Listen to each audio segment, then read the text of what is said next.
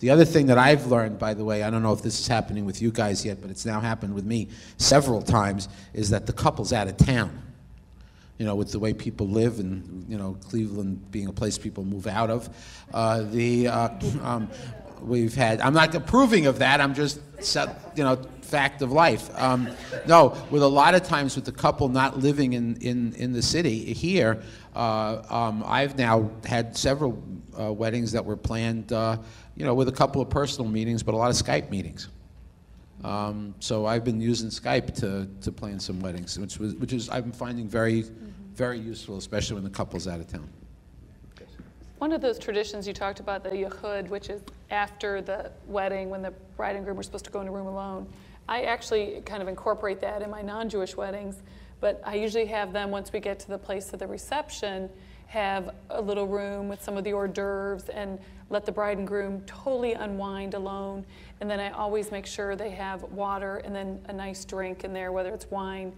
And then I come back, because I always, if they're going to join their cocktail hour, they can't really talk to people and taste the hors d'oeuvres anyways. And it's been really like a nice thing. The couples always say, oh, I love that. That was such a great idea. So I've kind of incorporated into some of my non-Jewish weddings. But I also wanted to let some of you know that do weddings, or if you know are in a hotel, and well, if you meet a Orthodox rabbi and you're a woman, you make sure you don't want to. You're not supposed to touch them. So if you put your hand out to shake his hand, he probably won't put his out, because he's not supposed to touch a woman. So just FYI, if you weren't aware of that. And then always make sure, if it's a facility and you're going to do that prayer over the challah, which we talked about earlier, the hamotzi over the braided challah bread, that the facility doesn't cut the bread. That's happened beforehand in the past, because that's part of the ceremony, is to bless it and cut it. So just a little tip. And then just a couple of the trends in Jewish weddings. I think I've seen a lot of like elongated chuppahs with branches, chuppahs with beautiful fabric. And I've done a lot of ceremonies in the round, if the wedding is at a hotel, or you know, where the chuppah's in the middle and we have all the chairs either around or in 4 quadrants. And it's nice because you can see the faces of the bride and groom, and then not always stare at their back. But I've always learned that it doesn't matter how you stand. I've done girl, boy outside of the chuppah, as long as you're under the chuppah a certain way.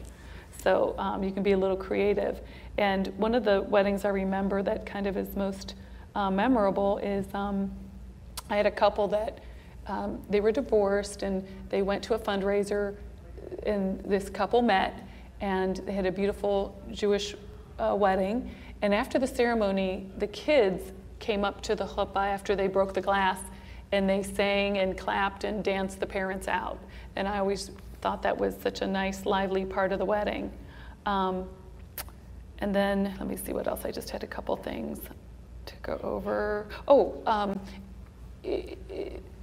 I heard that also in Orthodox weddings that a lot of the bride and grooms want to be married under the open sky, because they have the gaze of God on them. I've not had a wedding like that, but that's something I've learned.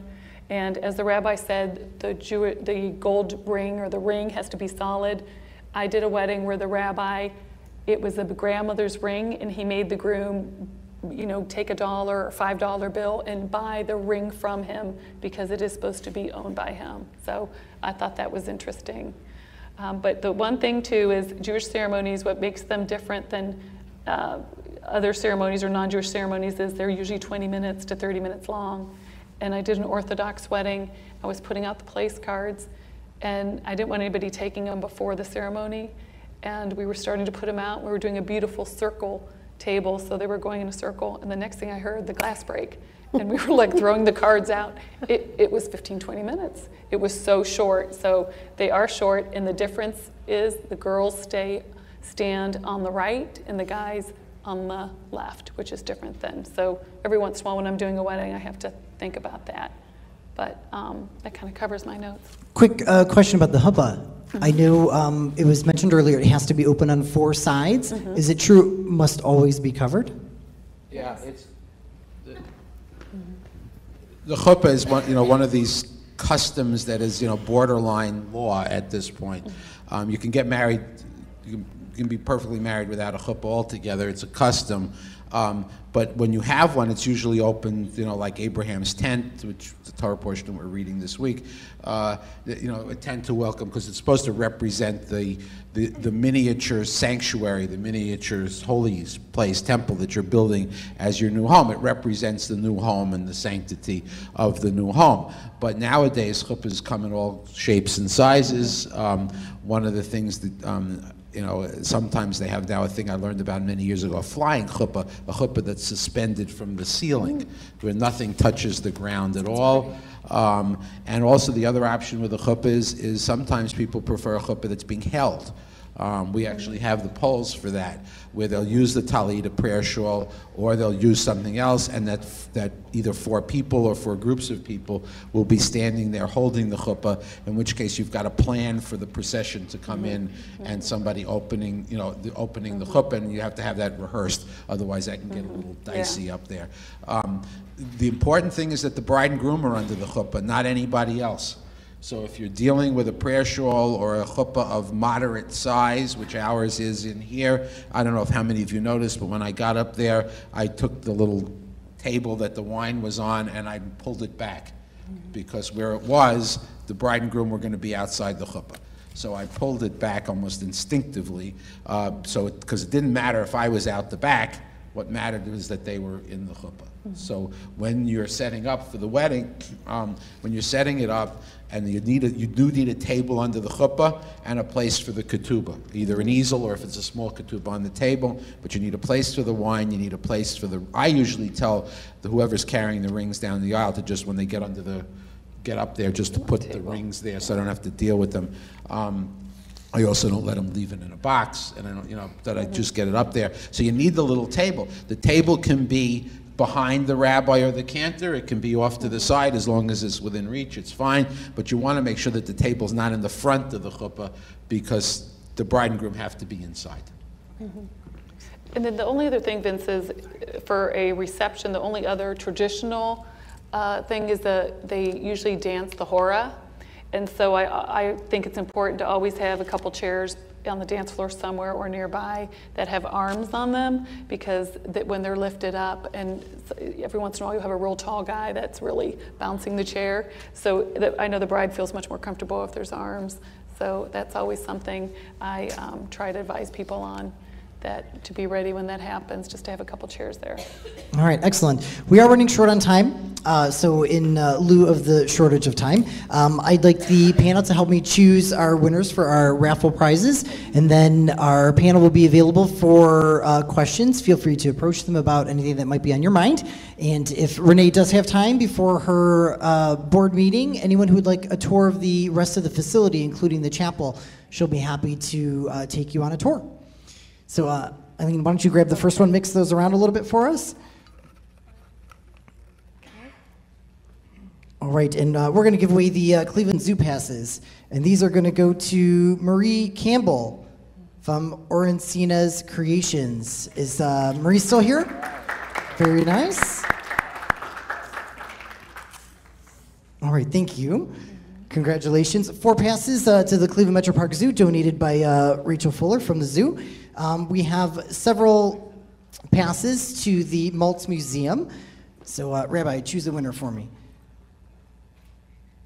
The winner is Orencina's Creations again. You're allowed to win too. All right. Did I throw her card? No, I didn't throw her card back in there. This must be Marie Campbell. Did you have 2 in there? We're going to pass this one on, if that's okay with you. We're going to let someone else get a chance. She'll be at the zoo. She'll be at the Maltz Museum. She'll be everywhere. I do that at the dry cleaner, but I never win. Kristen Nolte, All Occasions. Kristen, all right. Here you go. Thank you, Rabbi. All right, Renee, why don't you pull a winner for me? Feel free to mix those around a little bit. I can get this together. Okay.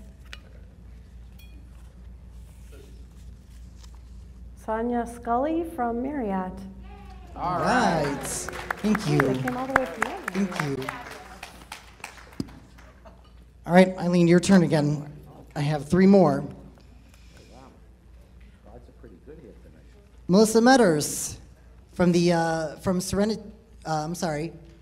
Sun City. Is Melissa still here? I don't see her. No. All right, she forfeits. Next. That's what happens when you leave early. You have to stay. You can't cut out early. Another one, Marriott, Cindy Scott.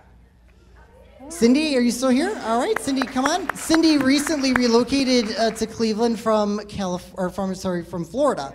So welcome to Cleveland. Is there anyone else who does not have a card in here? I thought I grabbed everybody. Do you want to stick a card in there? Well, you know you should have brought cards. All right. I can put this in. Yeah? Your name tag? Go ahead, I got more prizes.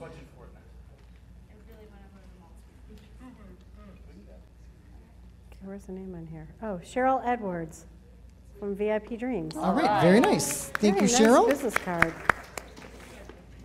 All right, Mary Frances, how many do we have left? 2. Go ahead, put that in there. Thank you.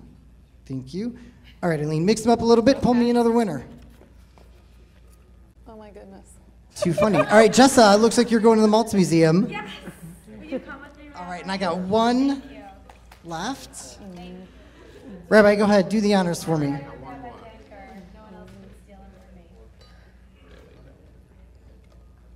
Positively Cleveland, Barbara Felt. All right. Thank you, Rabbi.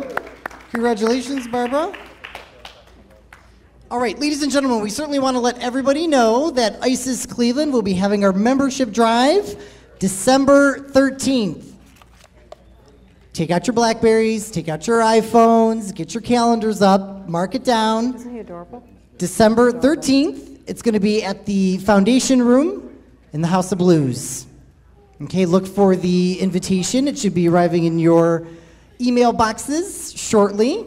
So please certainly come join us. If you have any questions about ISIS, or if you're interested in joining ISIS or want a sponsorship opportunity, please make sure you flag one of the members down. If I can have all the members of ISIS, board members and committee members and any member, please stand for me, myself included.